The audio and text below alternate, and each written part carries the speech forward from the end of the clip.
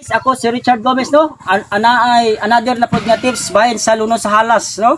Ang luno sa halas ang pinakagamit, no? Pinakagamit sa tibuok kalibutan kung mutuo lang ang tao.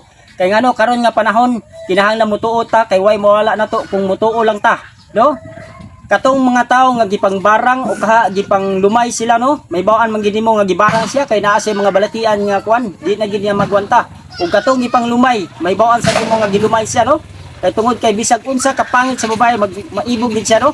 Mura siya mabuang, no? Once nga binuangan o barangon o lumayon pa mga guys, no?